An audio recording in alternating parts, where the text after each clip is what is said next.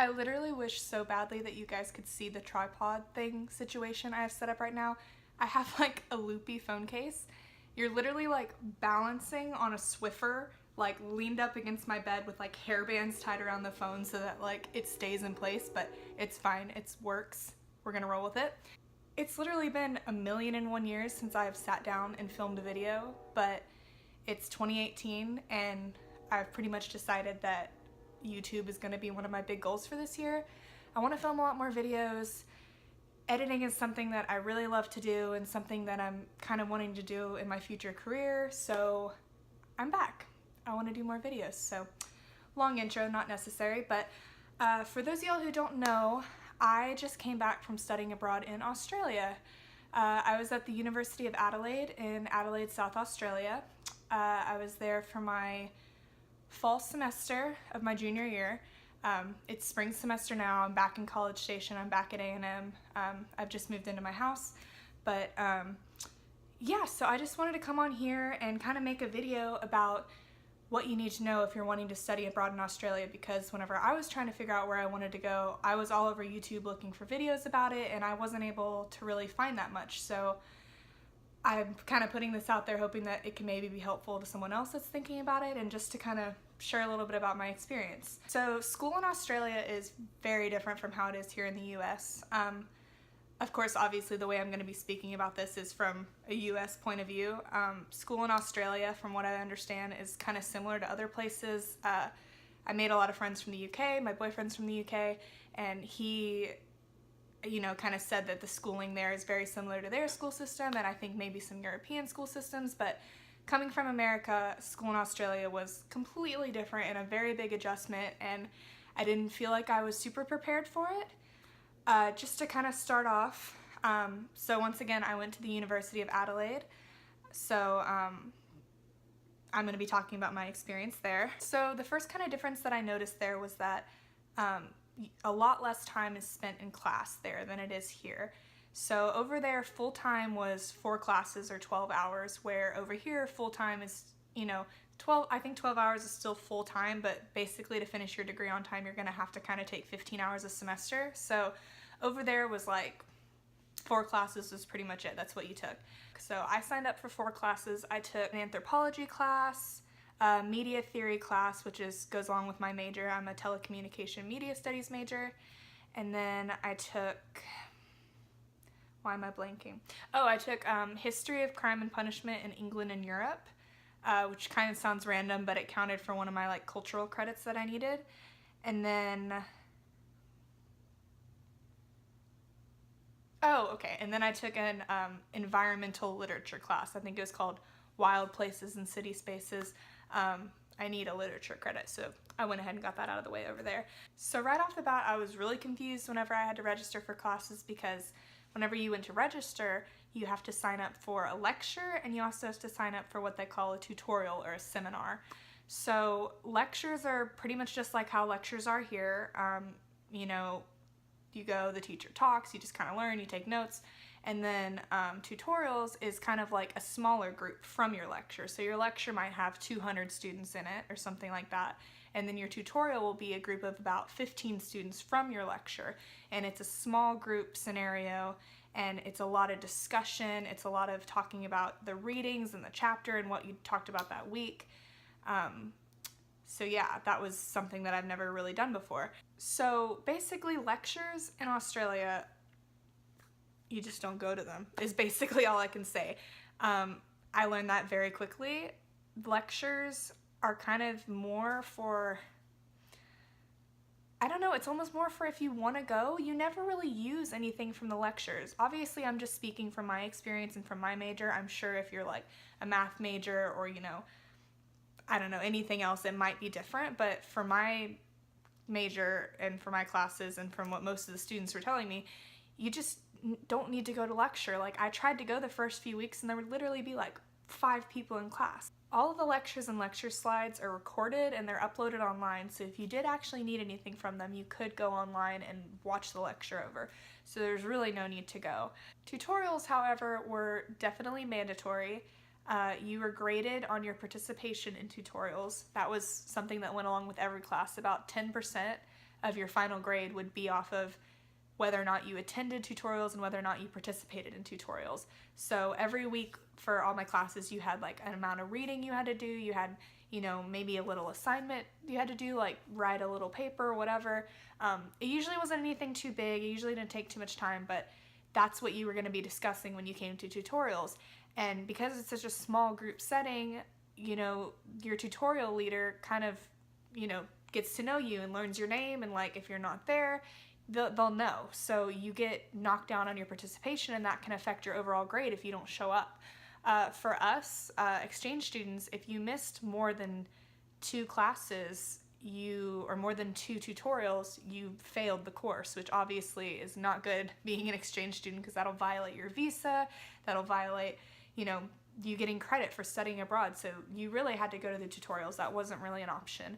But lectures, on the other hand, you really didn't need. I had a pretty hard time with tutorials personally. It got easier throughout the semester, but me being someone that comes from A&M, which is a huge school, like I'm used to my classes having like 300 students in it.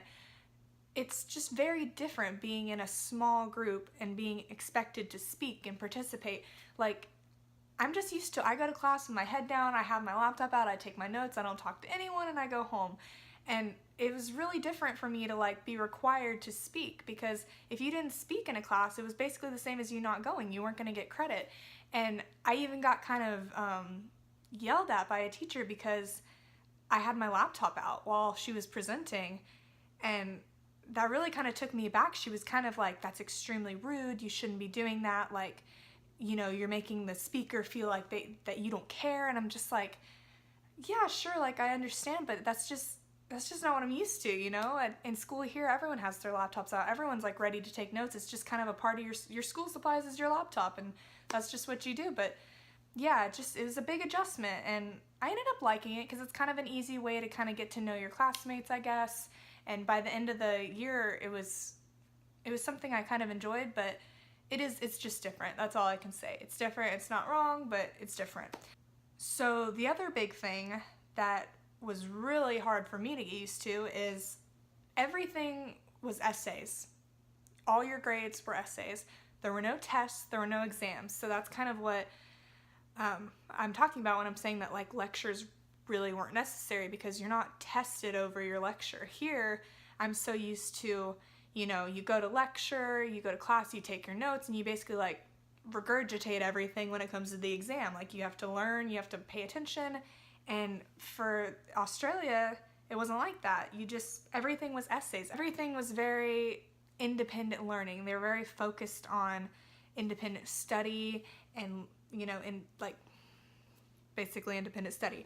So yeah, all my classes I had to write big essays that would be, 20, 30, 40, even 50% of my grade in some of my classes. And it was all based off of your readings and based off of your own study and what you decided to do your essays on. It was a lot of different things. It was different topics, but it was all essays. There was no exams. I had one quiz in one class, but otherwise there was no need for me to remember all the information I was learning in my class. So that was a little weird for me. I'm not like bad at essays. I feel like I do pretty good at them, but I just haven't had to write one since I've been in college. So that was very strange for me. And also, I just kind of, I don't know, personally I felt kind of weird about the essays, because I just think that, people grade things differently, and it's going to depend on, your grade is going to depend on who graded your essay, how they felt at the time, their mood. Like, I just think that everyone's going to grade things differently, and I don't think that essays are a great way to assess your knowledge. I almost feel like, what's the point of me going to school if I'm not using what you've taught me and like proving that I've learned it in a test? But I don't know. It's just how they do it there. So because we were writing essays, it took a really long time to get our grades back. I'm really used to going into school, like taking a test within 24 hours, having my grade and knowing how I did. But just not the case for the essays. One of my teachers, especially, God, she'd take like 2 full months to grade an essay, which is just like, by the time you get your grade back, you're like, I don't even remember what I wrote about. So that was a little strange. But yeah, grades just took a really long time to get back. speaking of grades, that was another thing that was different, the grading scale. They don't have an A, B, C, D grade scale. They have, it's called different names. So like if you got an 85 and above, it was called a high distinction. And then, I don't want to get this wrong, but I believe a 70 and above was distinction. And then like 60 to 70 was called credit. And then below that is basically like, I don't know, not credit and failure, which, you know what I mean. But yeah, so that was also very different to here, where I'm used to, you know, a 90 and above is an A, 80 above is B, and that was one thing I had to email my study abroad advisor back home about, because I was just really confused how that was going to translate over. And I'm really glad I did, because it really put me at ease, because I was getting a little freaked out because I was getting what I thought were really low grades on essays. I was getting like 70s, 75s, like 80s, which like it's not terrible, but you know, I'm used to kind of getting like A's and high B's and things like that. So yeah, I ended up talking to my study abroad advisor, and she sent me over a kind of conversion sheet, and basically a 70 and above there is considered an A in America. So I ended up getting all A's. It ended up being okay, but it's just a big adjustment is all I really have to say. Going from, you know, America to Australia, the schooling system is completely different. It's really easy to feel really frustrated in the first few weeks because you have no idea what's going on. You kind of maybe even feel a little stupid when you get back, you know, an essay and you thought you did really good on it, but there's all these errors and all these things that you're just not used to doing.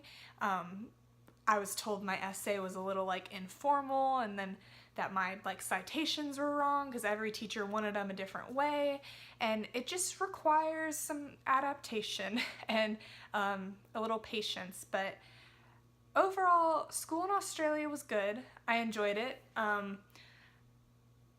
It was a lot easier than school here. I feel like I spent so little time a week in class.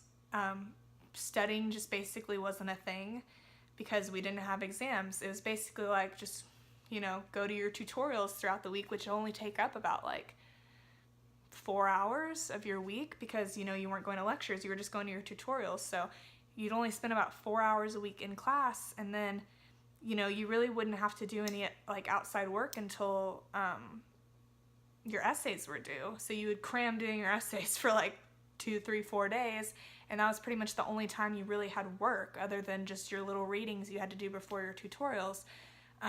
So yeah, school there was very low maintenance, not too much required. Obviously the essays you did have to plan for, and that took a lot of time, and that could get a little stressful, especially towards the end of the year when I had like 4 essays all due within like 3 or 4 days. It definitely required planning ahead, but yeah, overall, I would say school there isn't hard, it's just different. And I would totally encourage anyone that wants to study abroad and anyone that wants to study abroad in Australia to definitely go for it. It was a great experience, and it really made me kind of appreciate my school here just because, you know, this is kind of the way that I prefer to learn. And yeah, it just gives you like a better appreciation for the things that you have every day. Studying in a brand new environment in a brand new country with like tons of people you don't know is definitely an experience, and it's an experience that I think will definitely stick with me forever. I think it's so important to push yourself out of your comfort zone, out of your comfort zone whenever you're young and you're able to do it, because when will you ever get to just go to another country for 6 months again?